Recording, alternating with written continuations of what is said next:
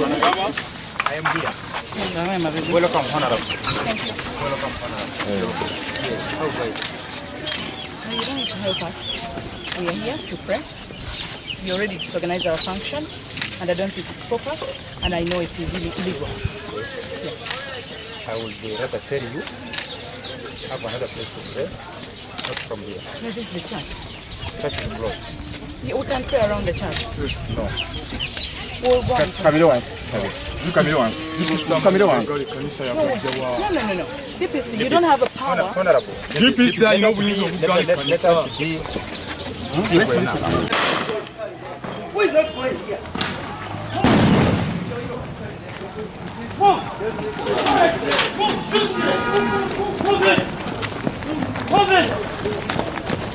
Move in!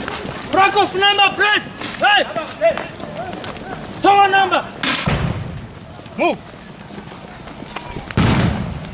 Cease fire! Cease fire!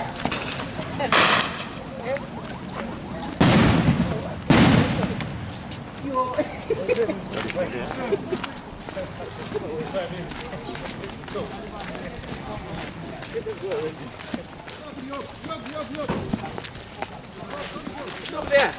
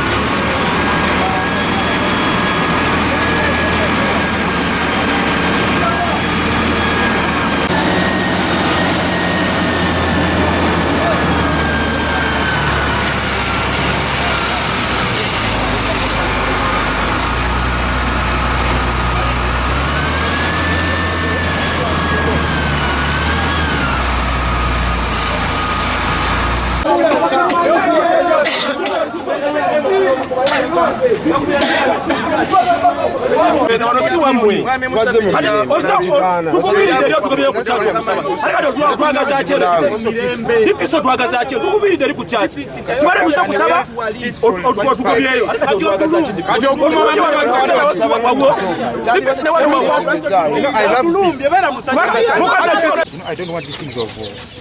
No one likes them. No one likes them. You created Actually, it. it is you who wants You created it. No, it is you who wants You want us to cry? It is you. But Mr. DPC. That's why I've said peacefully, don't cross. No, can I ask you why we shouldn't cross? I've just said Is this Mityana district? yes. Do I represent Mityana district? Yes. So why shouldn't I be here? Today for today you're not supposed to Why be not? here. Why not? I've already said Can you give me the reason why? you're not just questioning me. I am there to question But you. I've told you. If you occupy a public office, I have the right to ask. Let's go. I have a right to ask. You occupy a public Honorable, office, let's go. and you should explain. And I'm asking you to explain. I've said mine. Organize the Women's Day function, and the police helped by the RDC sabotage the function. So when we came here, the DPC himself is the one who sprayed me with this paper. And I'm very surprised. You know, when they wanted to arrest me, they wanted a man to arrest me, and I told them a man cannot arrest me. But either way, President Museveni was sent away from Mityana, Narako was sent away from Mityana, and all his ministers. So the people of Mityana know the person they want to lead them. They know the leadership they want. It's just a matter of time. Kyatayinza kusobola kulowoozaako kwe kuddamu okuwangula Mityana. Bino byali mu kukola ajja bisasulira mu mbeera yonna.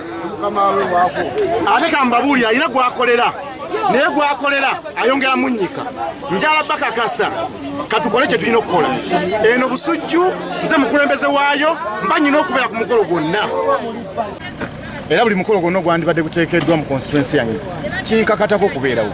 Naye bw'ebanga embeera gye bataddemu yeeno ey'okutukuba pepper spray, ey'okutukuba tear gas, ey'okubonyaabonya abantu, ng'ate omukolo guno gwakkirizibwa district. Nekkiriza omukolo gubeere eb'ekiina nga bo kye baagala nga bali driven ne n'abakooba kubanga amanyi kyayagala atuukirize tajja kutwesibako. Emityana baalonda baagala ng'omubaka wa paalamenti era bwe kuba kusalawo kwonna baagala alina okuba kw'omu kwabo abasalawo wa era ddi era ani alina okuba omugenyi omukulu. Tetulina mulundi nagumu tuyinza kubeera awo ntumwegayirya n'abakooba abantu bakugoba ate kankubuulire kino buli kyokola kyonna kikuko. Ekibaddewo buli omu akirabye naye ebikola by'abapoliisi n'amagye n'ababatuma ndowooza wadde bafiirawo banzite omulambo bagende bagulye. Manyi nti waliwo bekiruma ennyo ng'oli awulira bubi nga ne bwazuukuka bw'ati awawamuka n'agamba baagala embaka wa paalamenti naye temulina kyakukola. Tugambye abakyala baffe n'abantu bonna nti tujja kgenda mu maaso tubategekere omukolo omulungi ogw'abakyala. Ebyokuba tiya gaasi, ebyokuba olaba emmotoka zaffe zonna bazoonoonye, ebyotukuba pepper spray tebigenda kutulemesa kukola kye twagala. Lino eggwanga lyaffe tujja dyeyagaliramu, Mwami Museveni tujja kumutwala oba ayagala oba tayagala oba leero